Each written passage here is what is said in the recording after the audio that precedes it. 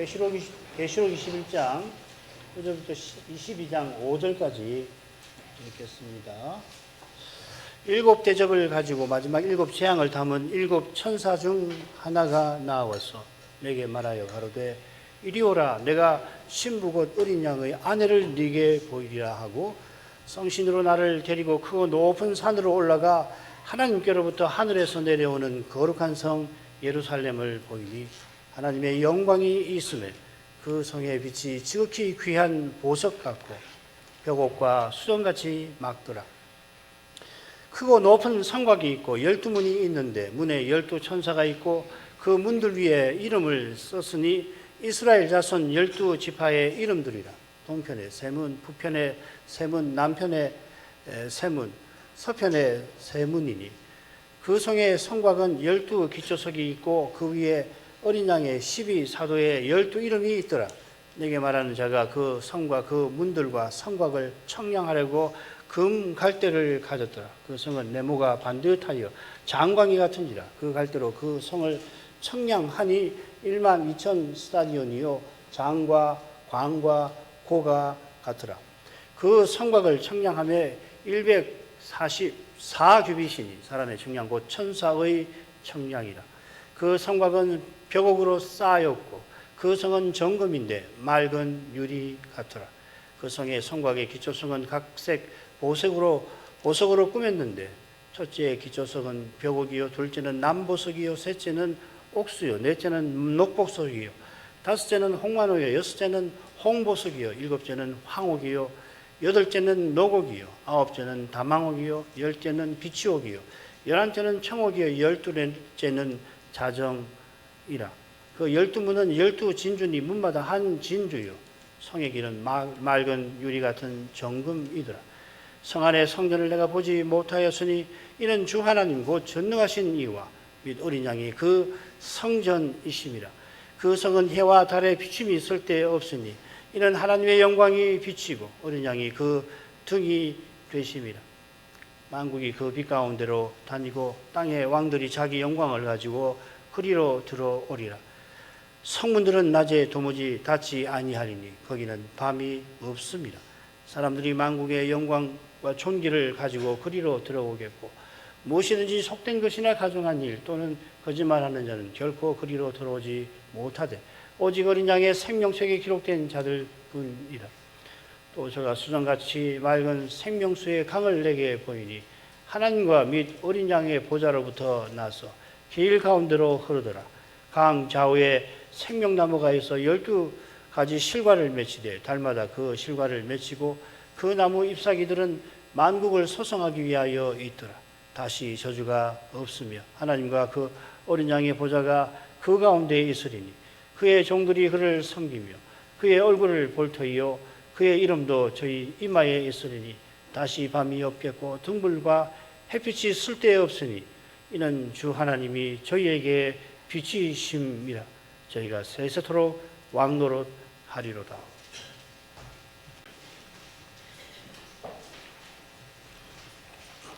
계시록의 본론은 새 예루살렘 이상으로 마칩니다. 요한이 일곱째 하늘 성수 이상을 보는데 거룩한 성 새 예루살렘이 남편을 위하여 단장한 신부로서 예비하였습니다. 이는 하나님께서 새 언약을 다 이루심을 뜻합니다.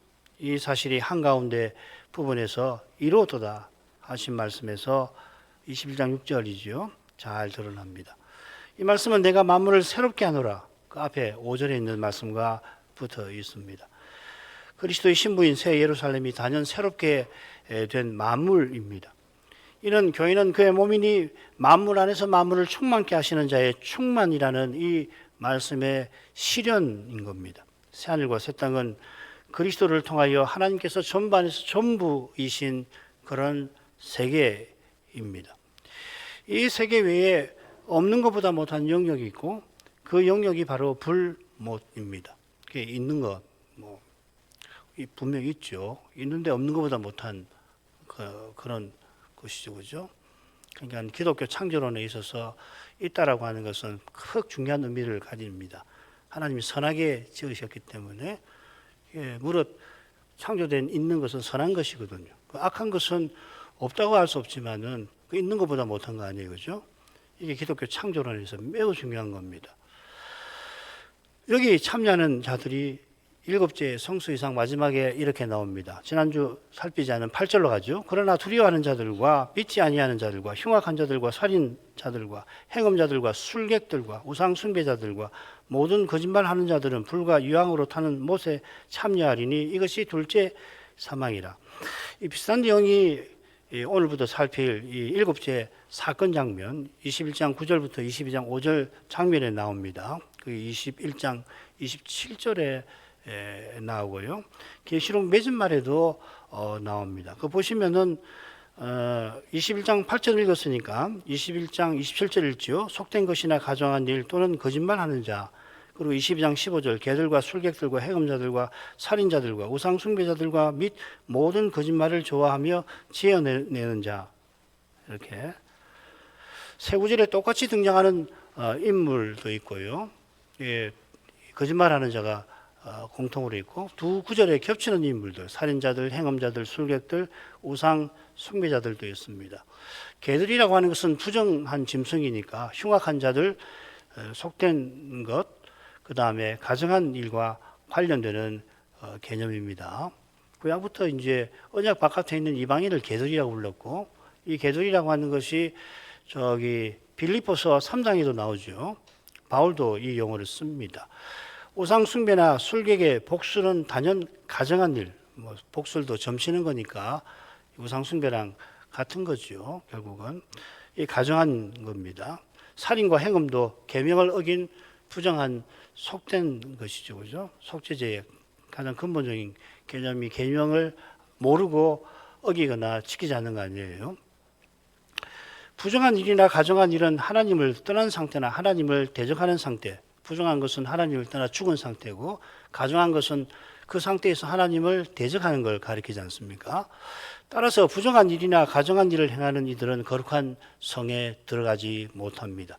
두려워하는 자들은 저 그리스도의 핍박에 두려워서 그리스도를 배반하는 자들일 것입니다. 세 구절에 똑같이 등장하는 인물이 거짓말하는 자들입니다. 21장 8절과 22장 15절에서 여러 인물들이 열거가 되어 있잖아요, 그죠? 유독 모든이라고 하는 형용사가 이 거짓말하는 자에 붙어 있습니다. 거짓말하는 자가 다른 인물들보다 강조되는 이유가 있을 텐데 그 이유가 거짓의 아비요 거짓말장인 마귀와 붙어 있을 겁니다. 요컨대 모든 거짓말하는 자는 그냥 사람이 살면서 거짓말하는 사람이 누가 있습니까? 그런 게 아니고 거짓의 아비인 마귀의 자식임을 표시하는 것입니다. 그렇다고 거짓말을 쉽게 보면 안 되지, 그죠? 무서운 거죠. 그 미혹과 딱 붙어 있는 겁니다. 거짓말을 자꾸 떨쳐내지 않으면은 미혹당하기 쉬운 거예요. 거짓말하는 사람은 속이는 사람이고 미혹은 속임 당하는 건데 속이는 사람과 속임 당하는 사람은 거기서 거긴 거죠. 요한일서에서도 거짓말하는 자를 배도자죠, 그죠? 그러니까 여기서도 그런 의미로 쓰였을 겁니다. 거짓말을 하는 자를 위시하여 새 예루살렘에 들어가지 못하는 자들에 대한 내용처럼 생명수 샘물도 일곱째 성수 이상과 일곱째 사건 장면과 맺은말에 다 나옵니다. 그래서 이 공통되는 주제들이 있다 하는 거죠, 그죠? 참고하십시오. 계속해서 볼 거니까. 이런 상관관계는 계시록 맺은말과 머릿말에도 나오죠. 1장 1절부터 8절까지 그리고 22장 6절부터 마지막까지 그 비교해 보면은 기억나시죠, 그죠? 굉장히 비슷합니다. 머릿말과 첫 번째 성서 이상과 일곱 서신에도 이런 상관관계가 나옵니다. 대표적으로 일곱째 대목 맺은말에 나오는 생명나무, 새벽별, 생명책, 둘째 사망, 그게 일곱 서신에 나오죠, 그죠? 이기는 자에게 주시는 복의 부분에 이렇게 나오죠. 이게 왜 말씀드리냐면 계시록을 자꾸 거듭거듭 읽으시고 이런 상관관계를 유념해서 읽으시면 계시록의 교훈을 얻는데 굉장히 도움이 되는 걸 제가 말씀드리려고 이런 통계를 굳이 말씀을 드립니다.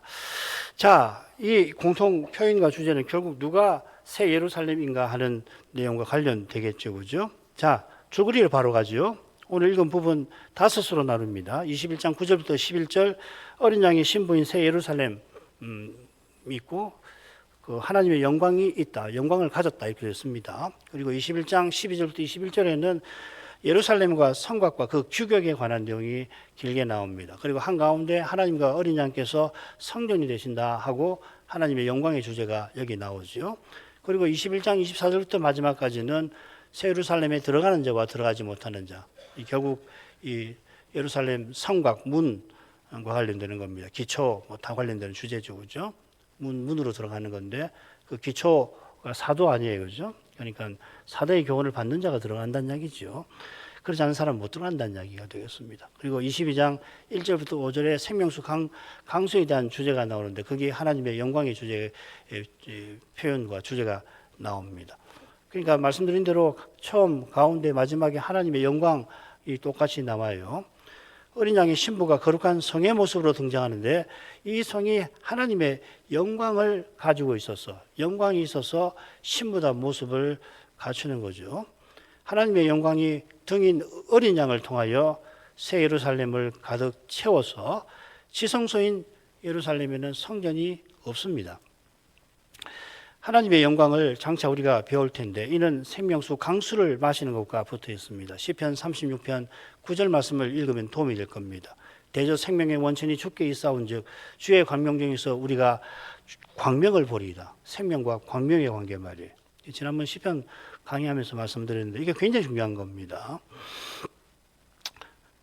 골격을 이루는 세 부분 사이에 예루살렘 문과 거기 들어감, 문과 기초석 다 관계되는 건데 그 주제가 다뤄집니다.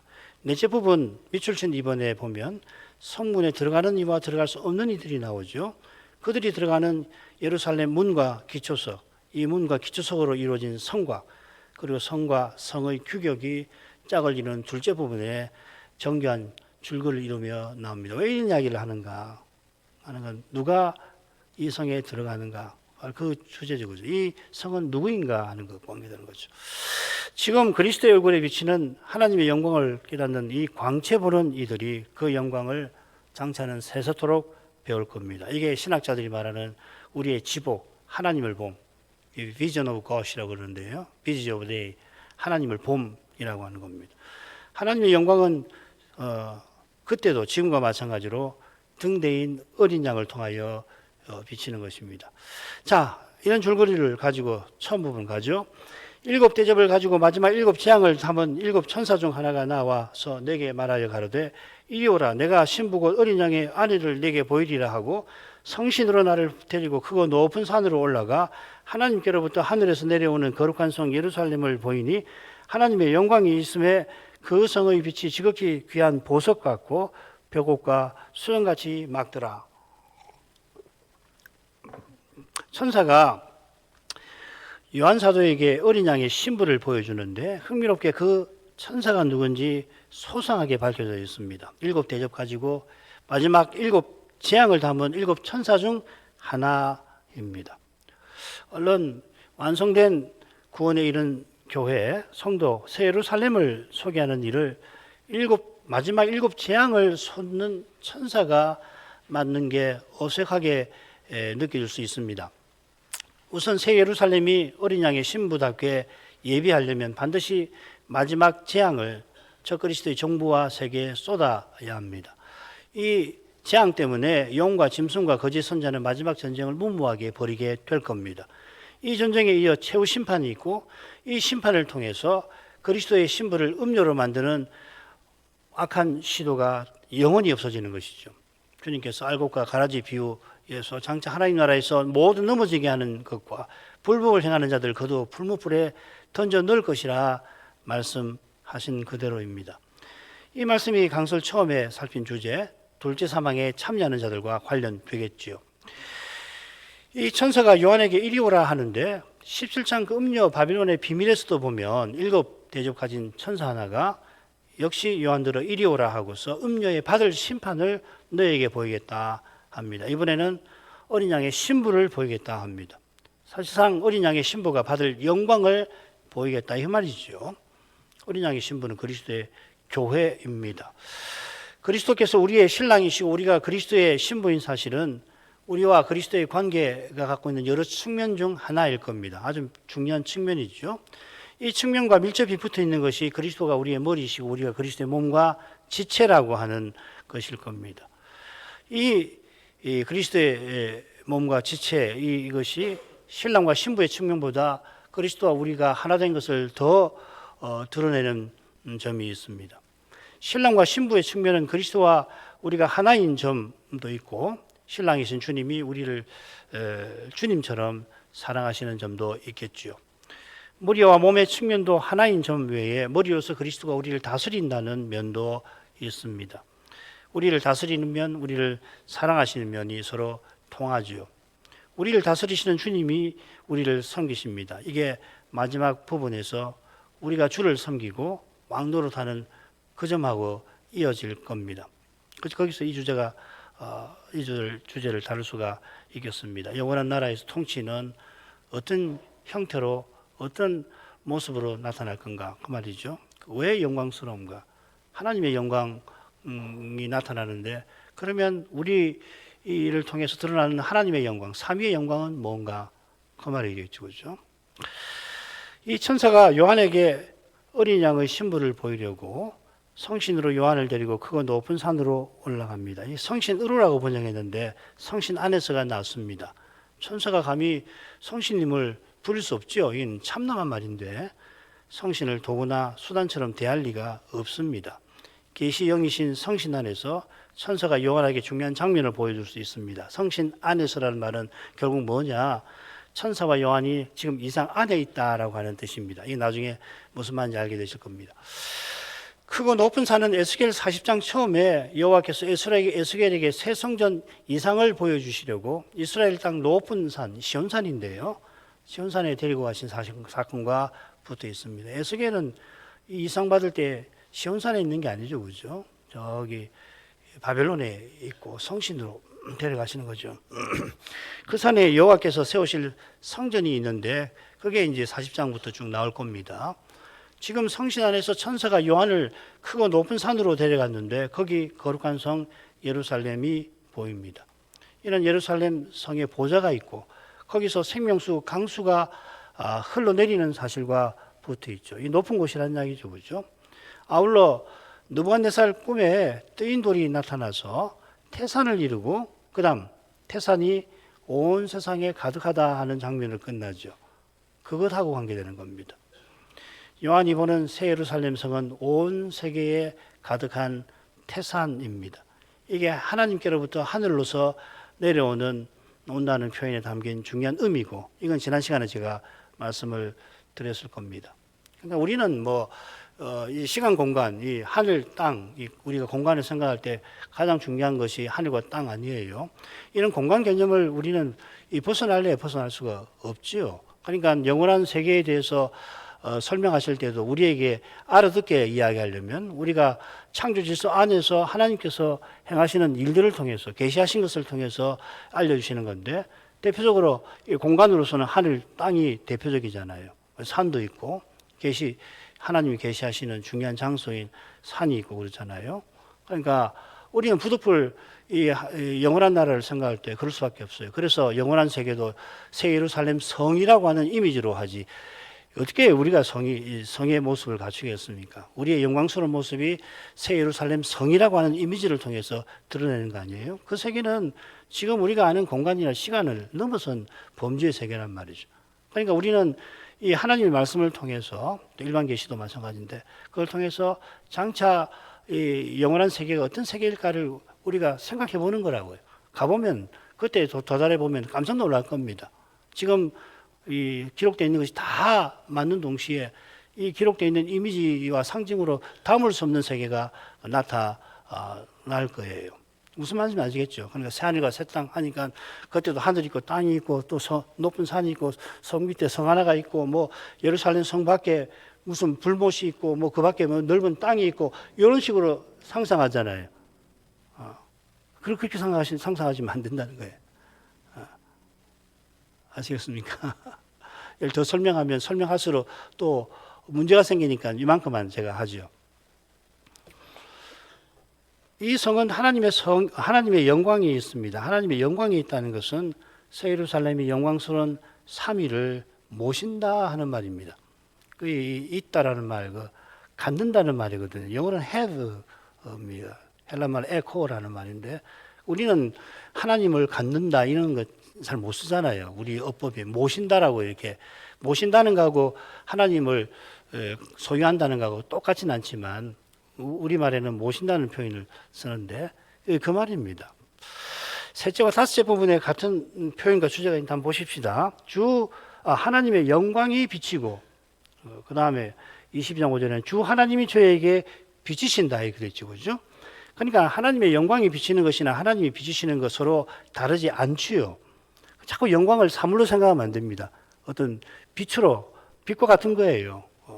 빛과 같은 이미지를 갖겠죠. 그런데 영광이라면 이런 발광체처럼 생각하는데 그렇게 생각하지 마시라는 이야기입니다. 하나님의 영광은 자신을 드러내신 하나님과 다르지 않습니다. 이게 이제 신학에서 하나님의 본질과 속성을 우리처럼 구분해서 안 된다는 말하고 같은데 너무 어려운 말이니까 넘어가죠. 하나님께서 어떻게 자신을 드러내시는지가 한가운데 나오죠. 하나님과 어린 양이 그 성전이심이라. 이는 하나님의 영광빛이 우리를 둘러서 감싸는 이미지인데 우리가 하나님 안에 있게 하셔서 하나님께서 영원히 우리와 충만히 함께 하심을 드러냅니다. 있다고 새긴단 말이 보통 소유한다는 뜻이니까 하나님의 영광을 모신다 새길만 합니다. 하나님의 이름과 더불어 영광을 햇빛처럼 사물로 생각하지 않도록 주의해야 합니다. 하나님의 이름을 찬송하라는 말은 여호와를 찬송하라. 그러니까 왜 이름이라고 썼나?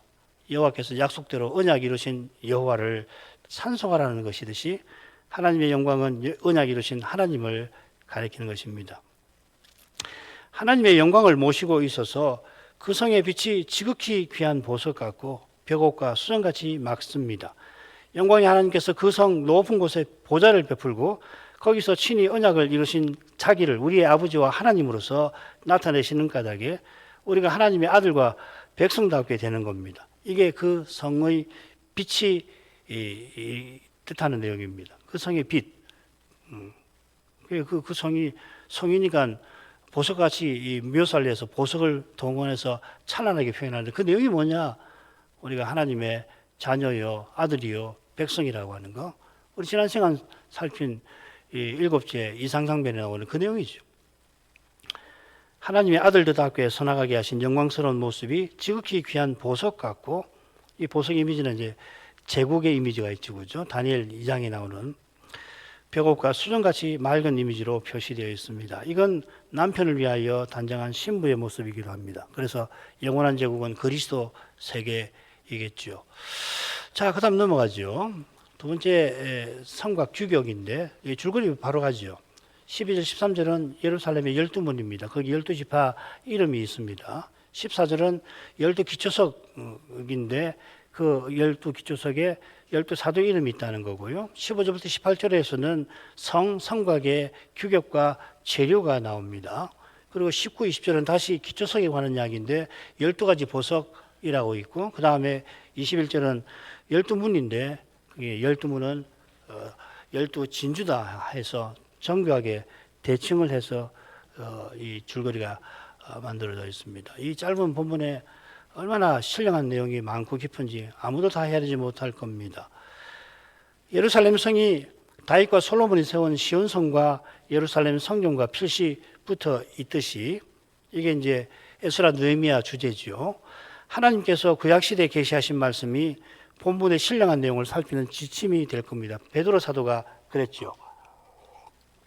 베드로서 1장 19절에 있습니다. 또 우리에게 더 확실한 예언이 있어 어두운 데 비치는 등불과 같으니 날이 새어 새별이 너희 마음에 떠오르기까지 너희가 이것을 주의하는 것이 가하니라. 베드로서는 이 그리스도의 재림을 부인하는 이 거짓 선생의 문제를 해결하려고 쓴 서신 아니에요. 둘째 서신이죠. 사도는 자기가 변화산에서 다시 오실 그리스도의 영광을 몸소 보았다고 1장 16절에 이야기를 하죠. 그리고 17절, 18절에서 변화산 내용을 간단하게 이야기를 합니다. 그리고 19절을 이야기를 해요. 그래, 자기가 변화산에서 본 경험 자체에 의존하지 않고 더 확실한 예언의 근거에서 예수님의 재림에 대해서 전하려고 하는 거예요. 더 확실한 예언이라고 하는 건 뭐냐면 그리스도의 십자가와 부활을 통해서 확인되고 분명해진 구약 예언을 이야기하는 겁니다. 그러니까 우리는 뭐 사도와 선지자, 신약의 선자의 서신과 성경책을 이미 다 받아가지고 있으니까 그것이 더 발전된 것이다라고도 이야기를 하는데, 사도들은 자신들이 그리스도를 전할 때 항상 구약이 성취되었다는 거, 구약의 근거에서 이야기를 하잖아요, 그죠?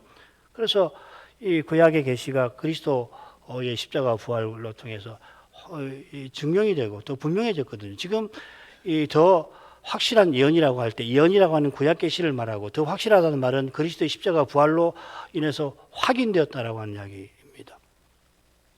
그 신구약 성경은 뭐 하나가 되는 거죠. 이 예언을 어두운 데 비치는 등불이라 했습니다. 장차 배울 주님의 재림은 날이 새어 샛별이 떠오르는 것과 같을 겁니다. 그러니까 지금 우리가 요한계시록을 통해서 보는 이 내용은 이 등불로 보는 거예요. 재림의 날에 있을 일에 대해서. 그날 가봐야 하는 거예요. 그건 새로운 계시거든요. 마지막 남은 계시가 재림이잖아요. 그것이 이제 샛별이 떠올라가지고 날이 새는 것과 같은 거거든요. 날이 새고 그 다음에 날이 점점 밝아지겠죠, 그죠? 영원히 밝아지겠죠. 그 놔두고.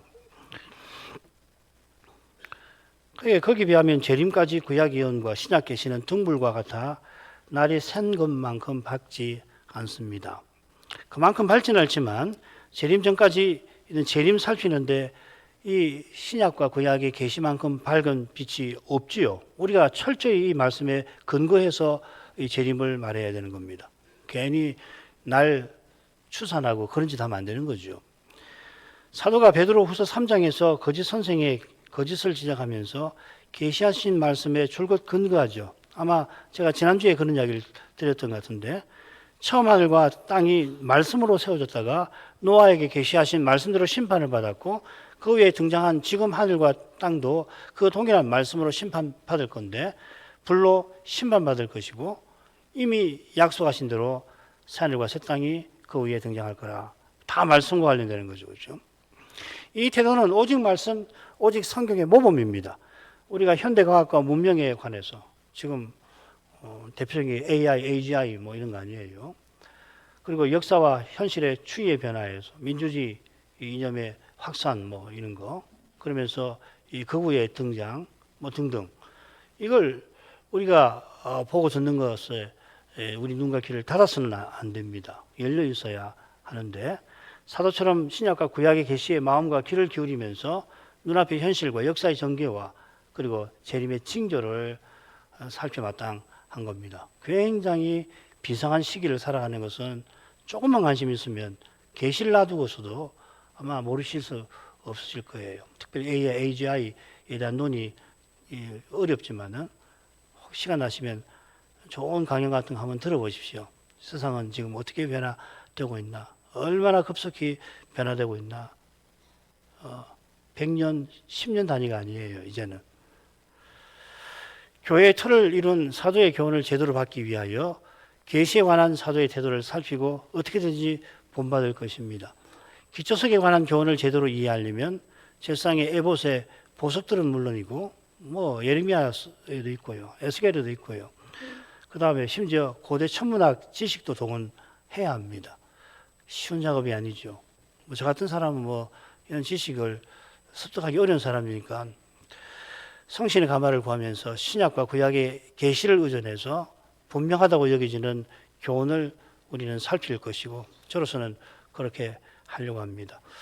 그 다음으로 가죠. 크고 높은 성곽이 있고 12문이 있는데 문에 12천사가 있고 그 문들 위에 이름을 썼으니 이스라엘 자손 12지파의 이름들이라. 동편의 세 문, 북편의 세 문, 남편의 세 문, 서편의 세 문이니. 크고 높은 성곽을 이 성이 가졌습니다. 성곽, 성벽이죠. 크고 높은 거라 하였습니다. 성곽의 규격이 가운데 부분에 144규빗이라고 했습니다. 대략 70m라고 생각하십시오. 이것이 성곽의 높이일지 두께일지 확실치는 않습니다. 우선 이 성곽을 둘러싸는 성의 규격이 장광호가 12,000 스타디온인데요. 이걸 추산하면 정한 건 정확하게 몇 개가 있는데 그냥 아주 쉽게 기억하시면 2,500km라고 생각하시면 됩니다. 여기 쉽게 그냥 2,500km. 그러니까 성벽의 규격이 70이라고 했으니까 이 성의 규격의 3만 5천 분의 1 정도 되는 겁니다. 머리를 한번 생각해 보세요. 70m 같으면은 대략 높이라고 생각하시면 어느 정도의 건물이 될지, 두께도 그렇게 생각해 보시고, 그다음 높이나 길이나 너비가 2,500km 되는, 그 뭐 우리나라만 해도 우리나라 몇 배가 되죠, 길이로. 그죠? 그러니까 성곽의 높이가 70m면 턱없이 낮을 것이니까 두께가 144규빗일 거라고 대개 생각을 합니다. 두께가 70m라도 턱없이 작죠, 그죠? 이 규격이 물리적 규격이 아니라 상징적 규격이라고 하는 점을 고려하더라도 성곽이 크고 높다라고 하는 건 참 묘하다. 이 상대적인 개념, 상대적인 걸로 보면 성벽의 둘레는 대략 1만 킬로미터 되겠죠, 그죠? 성곽의 높이가 70m가 아니라 7km 정도는 되어야 어느 정도 높다고 보이는지 모르겠습니다. 요즘에 새로 된 아파트 보면은 그 문을 크게 만드는 경향이 있더만요. 그래, 산책하는 길에 그 높은 그 문을 놓고 보면 대략 비율이 맞는데, 그 비율을 생각하면 높이 70m는 2,500km 높이의 성에 비하면 높다는 이미지가 들까, 이 말입니다. 요한이 이 이상을 보는 시대가 로마 제국 시대니까 크고 작은 성과 성곽을 봤겠죠. 2,500km나 되는 성은커녕 높이가 70m 되는 성곽도 본 적이 없을 겁니다. 게다가 이 성곽은 마지막 전쟁이 끝났으니까 방어용 성벽이 아니고 성에 들어가기 위한 성벽이겠죠. 성에 지극히 높으신 하나님께서 계시니 성벽도 그 권위와 영광과 의미에 합당하게 높아야 할 것입니다만, 하나님께서 어린 양을 통해서 각 족속과 방언과 백성과 나라에서 얼마든지 부르신 이들이 이 성에 들어오게 하시니까 성벽이 그만큼 커야 할 것 같습니다. 물론 성 자체가 어린 양의 신부니까 성의 크기가 단지 많은 사람을 수용하는 것과만 붙어 있지는 않을 겁니다. 우리가 그리스도와 같아지는 부활을 통해서 각각 그리고 함께 그리스도처럼 살아가는 것이 심히 높아지고 넓어지겠습니다. 에베소 3장에 보면 능히 모든 성도와 함께 지식이 넘치는 그리스도의 사랑을 알아 그 너비와 길이와 높이와 깊이가 어떠함을 깨달아 하나님의 모든 충만하신 것으로 너에게 충만하게 하시기를 구하노라. 여기 이제 넓이를 너비라고 고치시고, 그리스도의 사랑이 얼마나 크시고 깊고 넓은지 모르는데 그 그리스도를 깨달아서 우리도 그렇게 되기를 바란다는 이야기 아니에요, 그죠? 우리의 사랑이 이처럼 넓어지게 하시겠죠. 지금은 참 상상하기 어렵지만은 정말 그때는 그처럼 우리가 사랑하게 되겠죠. 적어도. 그러니까 그 성이 높다라고 하는 개념이 그런 것이니까 성곽이 크고 높다는 개념이 뭘까? 그건 이제 그 밑에 이제 살펴보십시다. 크고 높은 성곽에 12문이 있고 문에 12천사가 있습니다.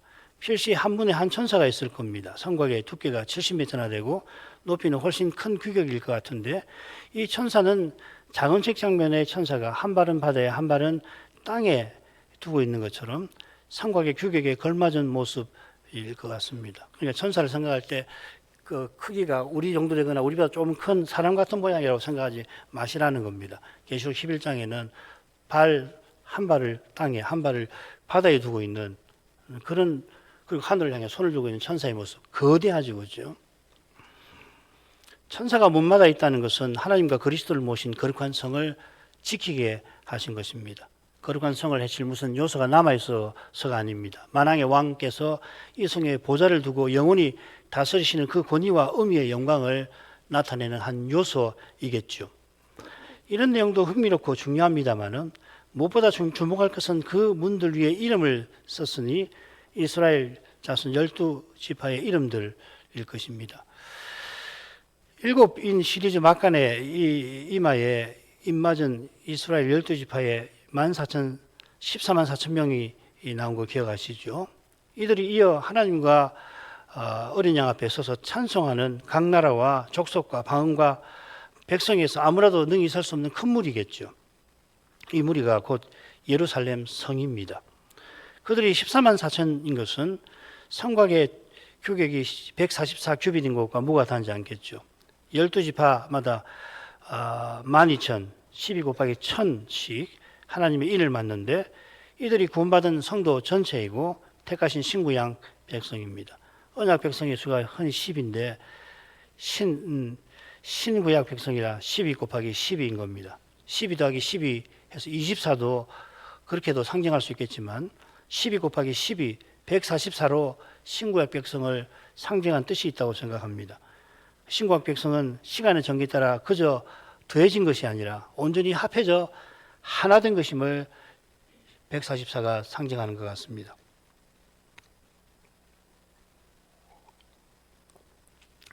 열두 문이 동편, 북편, 남편, 서편에 각각 셋 있습니다. 에스겔의 이상 중에 나오는 새 예루살렘 역시도 네 방위에 각각 세 문이 있습니다. 각 문은 새 예루살렘 바깥에서 각 지파가 받는 기업의 땅과 바로 연결되거든요. 에스겔의 이상에서는 이는 계시록의 새 예루살렘과 다른 모습입니다.